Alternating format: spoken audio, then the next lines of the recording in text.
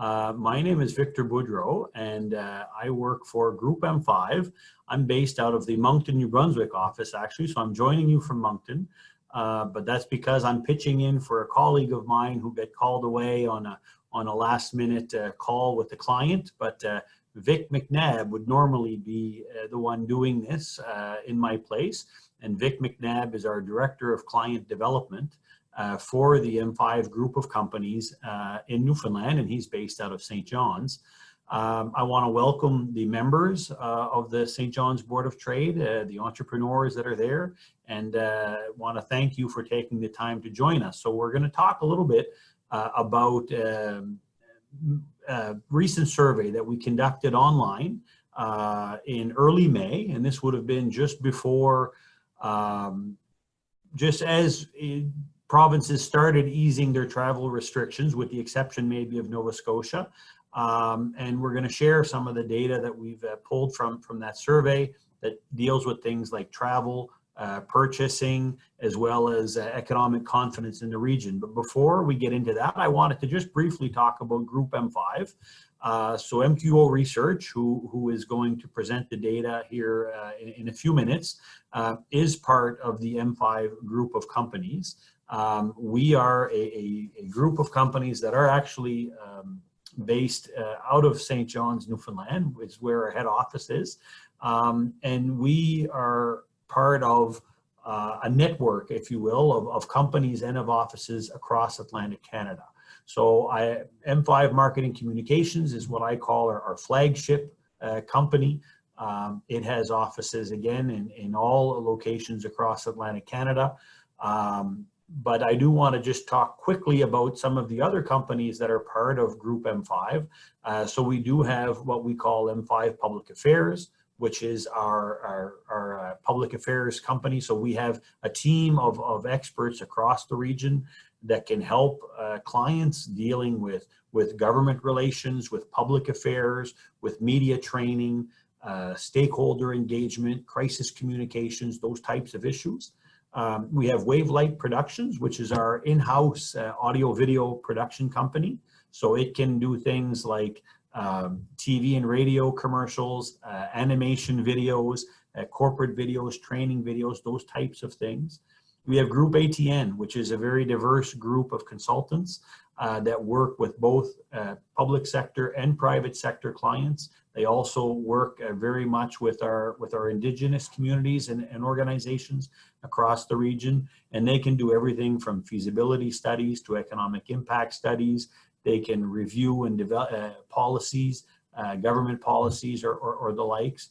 And obviously we have MQO Research, which again is a leading market research company in Atlantic Canada, which can do everything from quantitative to qualitative surveys, whether it be online or in person over the phone. They offer program evaluations. We have focus group facilities in all 4 Atlantic provinces as well. And again, the flagship being M5 Marketing Communications, which is the next one I want to talk about a little bit. But I think it's important to also point out before I do that, that we are Atlantic Canadian owned and operated. As I said, our headquarters is in St. John's, Newfoundland. M5 started back in 1981. So we're approaching our 40th anniversary. And it's now the second generation, if you will. The founders decided to retire a couple of years ago. And it's a team of senior managers from within the organization that have bought the company. So again, it's still in the hands of Atlantic Canadians, which is great. So Leanne, if you wouldn't mind moving to the next slide. Yeah, perfect. So again, lastly, when talking about M5 Marketing Communications, we are the region's largest fully integrated marketing agency. And I like to call it a one-stop shop. So anything that you require, whether it be media buying, whether it be content development, social media, brand development, creative services, websites, anything like that, the M5 group of companies is there, and M5 Marketing Communications in particular. And I like to point out that because of our size and our reach across Atlantic Canada, we are able to have teams of specialists. So where you sometimes look at some smaller agencies, which I call, more generalists, where they kind of do a little bit of everything.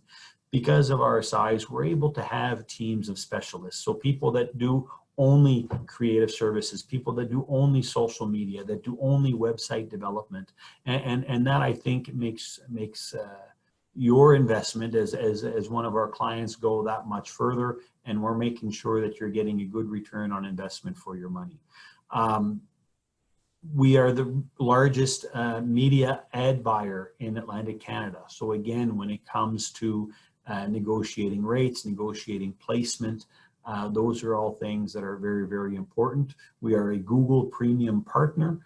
So when it comes to digital marketing, which in this era, post-pandemic, is more and more important, you can rest assured that when you're dealing with the M5 group of companies, you're dealing with people that are qualified and certified and certainly considered experts in the field. So without further ado, I know you're here to listen or to learn about some of the data that we've collected on our online survey. So I will ask Leanne to move to the next slide, please. And again, this is what Vic McNabb would look like had Vic been with you this afternoon. So again, he is our Director of Client Services or Client Development with M5 Marketing Communications, but also works with all the companies that I referenced as part of Group M5. And he's based in our St. John's office, and his contact information is there if ever you want to know more about the services that we provide. So without further ado, I think I will now pass the baton on to Leanne Sarson. Leanne is our VP Research and Engagement with MQO Research, and she's going to share with you the data that we were able to collect in May. Leanne? Thanks, Victor. So before we start, I thought it would be good to just do a little bit of an overview of what we're trying to accomplish here with the session and provide a little context. So as Victor gave a great overview of the group of companies, we do a lot of things, but one thing we don't do is develop vaccines or personal protective equipment. So as MQO in particular was looking around for how we could help, one thing we know we can do is we can collect data and we can get a really good understanding of situations and provide businesses with insight for planning. And so that's really all I'd like to do today, is share some insights on the current consumer mindset to provide some context for planning for the future. So we're going to go through a survey that we conducted with that intent, and hopefully provide some really useful data to allow you to make some data-driven decisions as we move forward into this post-pandemic, well, it's still a mid-pandemic, I guess, environment, but post-lockdown environment. So a couple of things that I think are really good to kind of set the context for what we're going to be talking about today is, now that the initial shock of the pandemic is past, I know in March everything kind of came to a screeching halt. Now we have a tenuous handle on the situation. So restrictions have eased and are continuing to ease. We just got that announcement of the Atlantic Canadian bubble, which is fantastic. So now that we're in this, moving into a phase where we have a tenuous handle on things and we're trying to figure out how to create a situation where we can coexist with COVID-19 and get back to business. It's a good opportunity or time, I guess, to slow down and just take a minute and really take a look at your organization's position, your competition, and your customers, and how they've changed so that you can plan ahead. Because there have been changes that have been brought on by this pandemic that are not going to necessarily bounce back. Businesses are getting back to normal. As you probably know, now that you've been operating for a little while or starting to get back into operations, it's not really an option. Businesses have to try and figure out how to operate under new restrictions. They're faced with potential closures in the future as new outbreaks are a potential, like what's happening in the Hamilton region in New Brunswick, that have forced restrictions to kind of go backwards a little bit. Consumer behaviors and attitudes have changed. There was a report by Reach3 Insights that found that 76% of consumers have picked up new habits and behaviors and routines. And some of these are not going to, some of these are going to stick. They're not going to revert. 36% of consumers are trying new brands. Some of that's due to the fact that brands that they might normally have been loyal to or had easy access to might not have been as accessible online during the pandemic height. And so as a result, people were trying different things. So loyalty has shifted a little bit. Some businesses have already not made it through. Again, I mentioned so the competitive landscape having changed. But while all this sounds very dire, there are also opportunities that have been presented to find new customers for those businesses that are willing to adapt or were well positioned to adapt, in particular for small and local companies. So this ad hoc response as we move into kind of the next phase of living with the coronavirus isn't going to cut it. Businesses need to lay groundwork for recovery and for what operation is going to look like post-pandemic. And a lot of you have probably already are living that, have experienced that. And a great place to start when planning is to understand where you are now. And so that's what we're going to hopefully help you with today. So just a little bit on the survey itself. The data was collected online between May 9th and the 13th, and that's important because as the situation has been so liquid, it's really important to understand at what stage we were at when the data was collected. So by the data collection period, the majority of the provinces had started lifting restrictions. It was only Nova Scotia that was still kind of stuck with the more restrictive restrictions as we were still battling some cases at that point. But for the most part, everyone had entered into their at least first phase of post-lockdown by the time that the data was being collected. And all of the provinces that we collected in Atlantic Canada had a plan forward and knew sort of what the stages were going to be. So this is just a breakdown of the number of responses that were collected, the age breakdown, as well as household income and gender, and it maps on pretty well with our general population in Atlantic Canada. So there was just under 800 responses that were collected in total, and the data was weighted to make sure there's representative. So one thing we also wanted to understand going into this was what kind of employment situation people were dealing with, because again, employment has changed significantly. Unemployment is up, but also how people work has changed. 74% of Atlantic Canadians that we surveyed had seen a reduction in hours and or income directly as a result of COVID-19. That number in Newfoundland was 83%, so that was a little bit higher in terms of those folks that had seen a reduction in hours or income.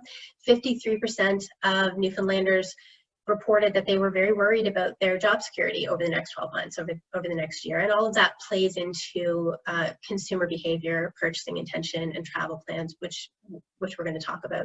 So again, that provides some more context. For those people that were employed in Atlantic Canada, half of them hadn't had to work from home. 43% were still working from home at the time of the survey, even though some restrictions had started to lift. So there are a lot of businesses that are still maintaining that work from home structure or partial work from home structure. And 6% had returned to their workplace, although they had been working from home at the height of the lockdown and restrictions. And something else that was interesting to note was down in the right-hand corner there, more females reported being laid off as a result of COVID in comparison to males, and that's likely a result of the impact of the service industry. So one of the first things that we're going to chat about is something that's obviously been incredibly impacted by the pandemic, and that's travel intentions. So 47% of Atlantic Canadians had plans for a major vacation prior to COVID hitting. 93% of those plans were canceled or postponed across Atlantic Canada. So it was about 96% in Newfoundland. And the split was about 60% of the plans had been canceled, 36% had been postponed. So an enormous amount. Essentially, travel came to a standstill, as you know. So one of the things that we wanted to look at is where those travel dollars that were allocated were going to end up as restrictions started to lift. So we asked people if they would be likely to take an overnight trip in their province, and about 52% across Atlantic Canada said yes, they were planning on taking an overnight trip.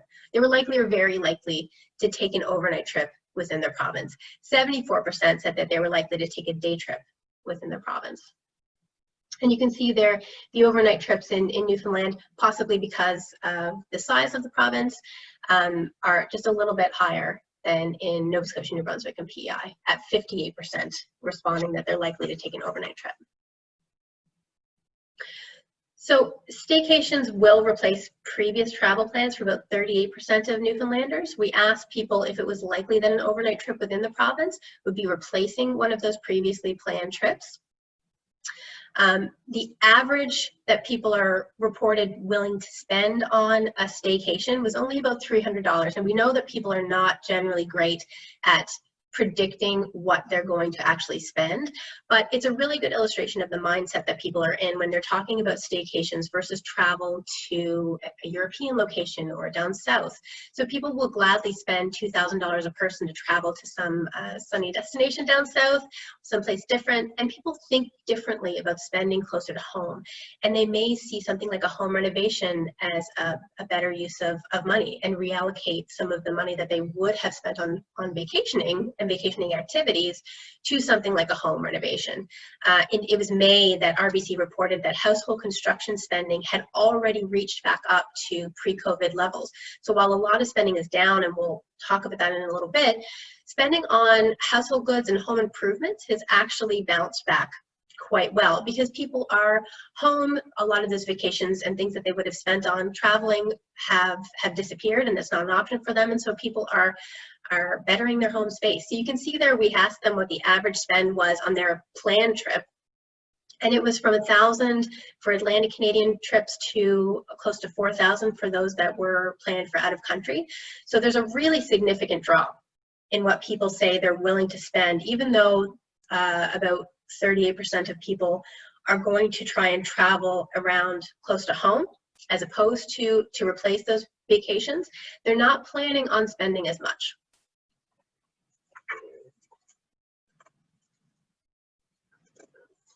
So the focus is going to, or an important focus, I guess, our takeaway is trying to shift that perspective in how people think about staycations and how people think about spending on leisure, on vacation leisure in province when they are taking trips close to home, and getting them to do things that may be typically reserved for out-of-province tourists, or what people might view as being reserved for out-of-province tourists. So shifting that perception. So we also asked people if they were likely to take a trip to another province in Atlantic Canada. And you can see there is, again, it's close to 60% in PEI, it's about 50% in New Brunswick. Newfoundland, it's a little under 30%. We're likely to take a trip to another province. So again, that staycation option for Newfoundlanders is pretty significant.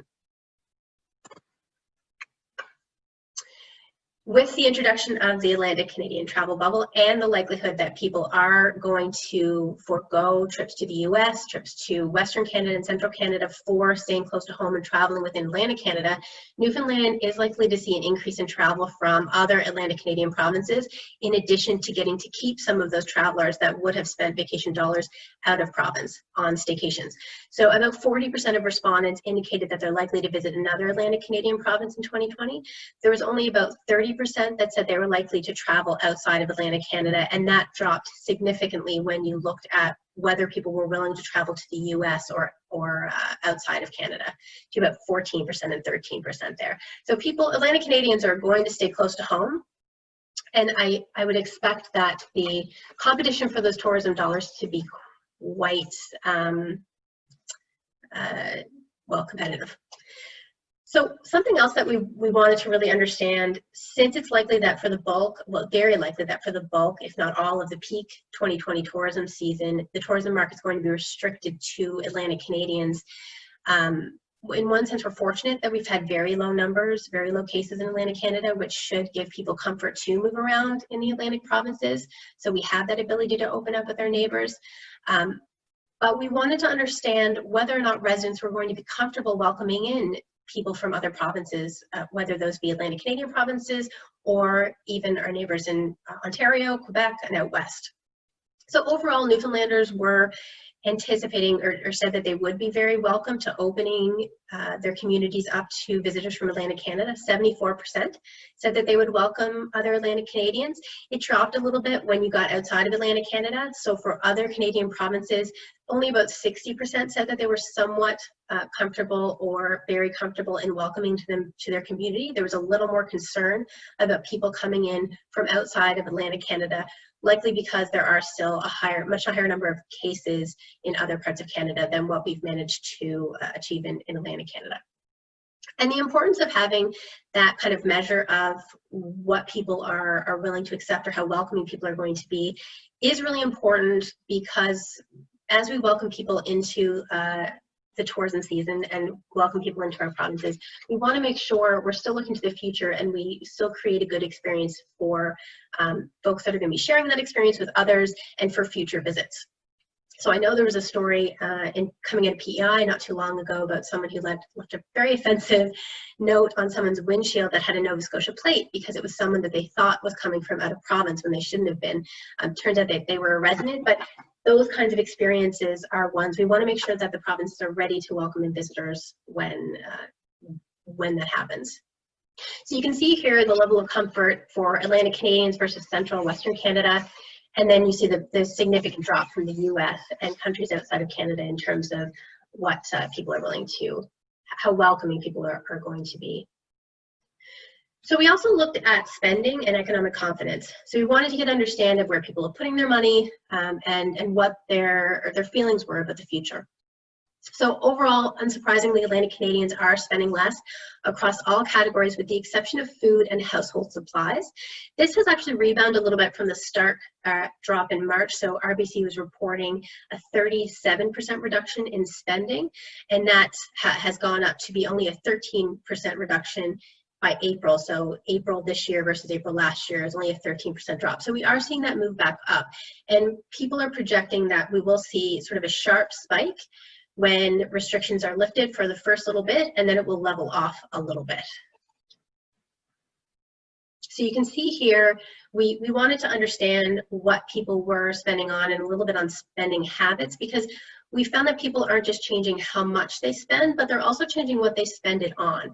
So, and I want to stress that these spending patterns are really a measure of the time that the data was collected. So some of these will continue to shift as people get more comfortable with outdoor events being held in larger groups. Entertainment spending is going to change and things like that. A good example is, I know for some companies that or some countries rather that have gotten farther ahead in the reopening, they've seen clothing sales spike back up to close to pre-COVID levels. No one was buying new clothes when they could stay in their sweatpants for Zoom meetings all day. But as things have started going back a little closer to normal and people have gone back into the world, clothing sales have rebounded quite successfully. And then you can also look at things like entertainment. So although entertainment is down, within that entertainment category, people's spending has shifted. So although because events were shut down and you don't have the opportunity to go to the cinema in a lot of provinces, for example, and those types of spending on entertainment just ceased. Within the entertainment category, sales like books actually shot up. So, and video game sales was another one. They saw a 35% increase in video sales. So although entertainment is down, within that category, there are shifts and changes, and there have actually been opportunities for certain businesses. And you can see that kind of across the board. I know even in St. John's, the ability for businesses to shift to things like curbside pickup and create, I had heard of some takeout meal kits that were being created. Those innovations really allowed people to start to survive and even bounce back a little bit into April and May as restrictions started to lift, and those are going to be really important going forward for the portion of the population that continues to not be comfortable, in particular the 55 plus. So this is just for your benefit. If you take a look at this after to see the brackets represents Newfoundland's responses, and then the other percentage points were Atlantic Canada as the whole. So you can see how Newfoundland sort of shifts a little bit from Atlantic Canada. A lot of it is very, very close. You can see that alcohol is a little less. So people are spending a little less on alcohol than the Atlantic Canadian average in Newfoundland. And most of them are pretty on par. The other thing we talked about was major purchases. So COVID-19 has had a significant impact on things like housing purchases. vehicle purchases and home renovations we talked about a little bit. So we wanted to understand how people were reacting to these and what their thoughts were around whether or not they were going to go forward with these. And we found that people are essentially adopting a wait and see approach. So if you look at the numbers there, the majority of people haven't thrown out the idea of doing their major home renovation, purchasing a new vehicle, buying a new home. They were just postponing it. So they're just waiting to see as things shift and to see sort of how the economy is doing. So I know things like visits to car or automotive websites for purchasing. People are still going online and building new cars and looking at new cars. They're just not purchasing right now. So the interest is still there, but most people, we said 74% of people have postponed or canceled. Most are leaning towards postponed and cancellation. And again, you can see here, these numbers in the bracket represent Newfoundland and compared to Atlantic Canadian overall. And again, they're very close. Home sales and vehicle sale cancellations are a little higher in Newfoundland than Atlantic Canada on the whole. And these spending patterns really reflect concerns about job security and the economy in the coming years. So 60% of Newfoundlanders have a sense that it will take years for the economy to recover. About 22% believe that the economy is going to get back to normal within a year. And then there's a much smaller percentage that are on the two ends of the spectrum that are sort of very pessimistic or very optimistic. Only 5% think that the economy is going to get back to normal in the next few months, and 10% believe that the economy will never recover. Most folks do believe that it is going to have a significant and lasting impact on the economy. The other thing that was sort of important to highlight was that although there are economic fears, there are significant health fears that are still lingering. So we have a very small number of cases, no cases in many provinces. However, people are still very concerned about a second wave. 94% people reported being concerned about a second wave.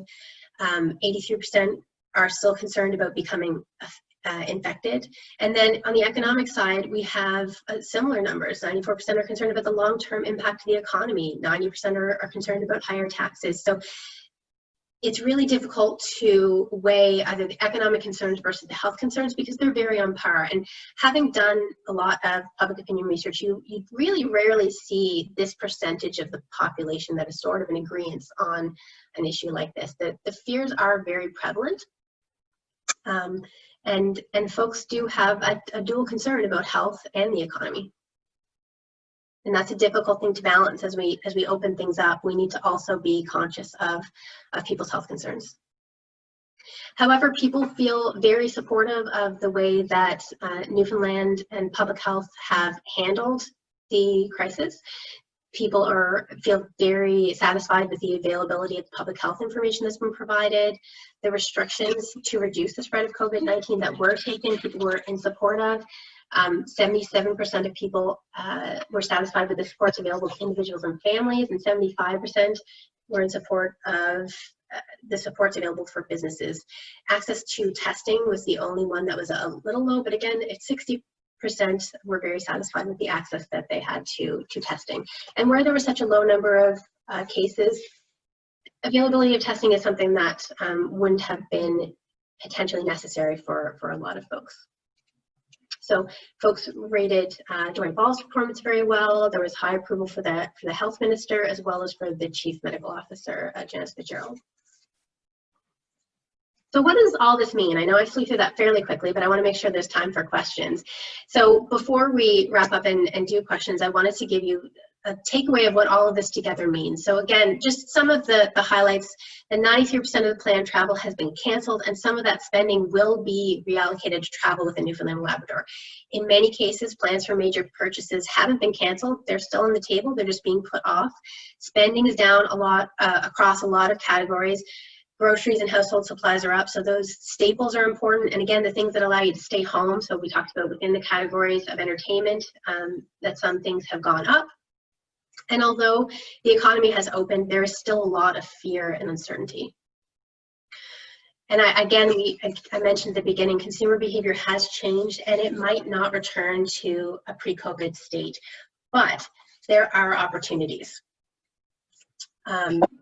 there's been, again, this is a high-level overview of what's happening on mindset and intention, but there is a lot of research on things like older consumers that have started shopping online in increasing numbers. People are buying things online that they had not previously purchased before.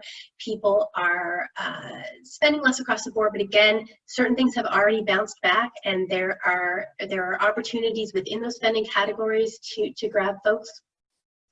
The other thing that is important to highlight in terms of opportunities is large corporations that make high-tech products like cutting-edge drugs or providing standardized service. Those are going to be tolerated, but they're not going to gain trust and loyalty as easily. So foreign goods and brands, some research has indicated that they're going to be treated with more suspicion and seen as second choices in many of the categories, which has given even more of a push to the local movement and support for local businesses. So as we get further along towards living with COVID, it's expected that consumer behaviors that support local enterprises, whether it's local farms, local restaurants, neighborhood manufacturers, those are going to become even more mainstream. So what to do with that next? It's a good time to re-examine current marketing strategies. So people are looking for things and shopping for things in different ways.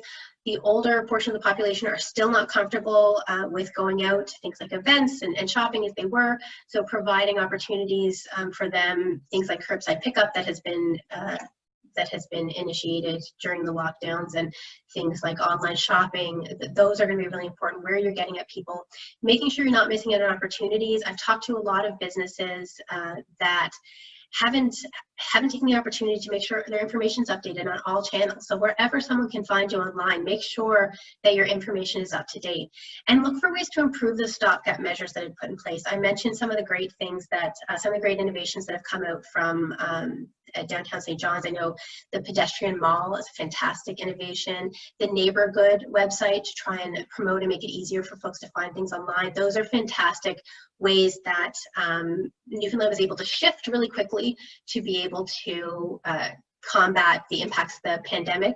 And those things were put in place very fast and haven't had the opportunity to really evaluate how they're working and improve on them. So as I said, a lot of these behavioral changes are not going away anytime soon. So it's really important now that the changes are slowing a little bit, to be able to take stock of what innovations have been put in place and to really double down on those and to make sure they're working well. So, and that leads into tracking your results. You've probably already taken made a lot of effort to adjust and adapt to the new post-COVID world. And it's a really good idea to take stock and write down what's working. So try and talk to your customers, find out what's been successful, what hasn't, and what tweaked. I know for the survival mode period of March and April, it was really important to kind of just get through. We had to kind of throw things at the wall to see what stuck, but now is the opportunity to step back and to really refine those. And consider shifting focus from promoting premium products to more everyday items, just based on the purchasing behaviors that we're seeing. Don't get rid of sharing that information with customers about those luxury items, but potentially shift focus for the short term. It's also, again, still important to recognize that people are still fearful. So acknowledging and respecting that fear and offering comfort and reassurance is very important. As we adapt to doing things from home, I'm going to just pop up for a second and grab my dog. So he's not crying with you.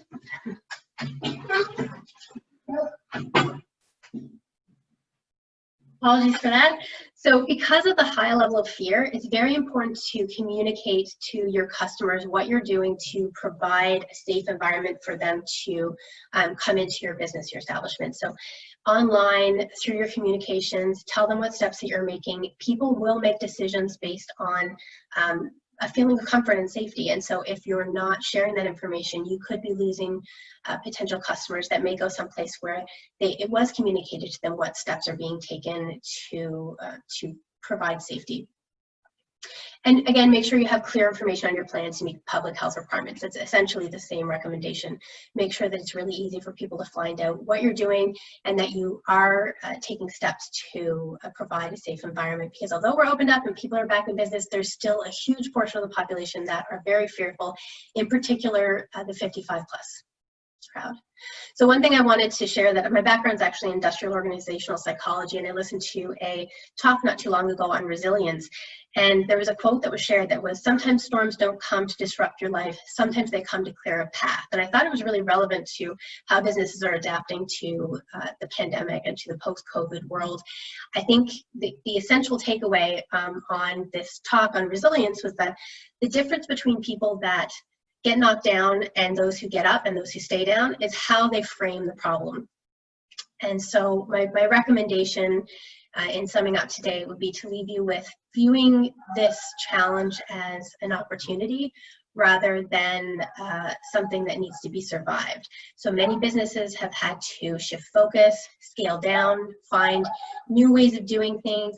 This has pushed local businesses to online services in ways that were probably much faster than what they intended, as well as offering new services. Again, the meal kits, the opportunity to do curbside pickup, all of these innovations have forced changes that could be for the better. So looking at this as an opportunity to kind of see what opportunities you can take advantage of.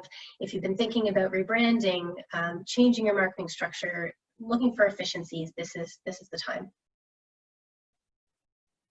So again, just to sum up, you're likely in a very different position now than before COVID-19. So taking time to really understand what that means and looking at what the competitive landscape looks like now as things have settled, talking to your customers and considering if you can turn this challenge into an opportunity, I think are great key takeaways that I see from the data that's coming out of this pandemic.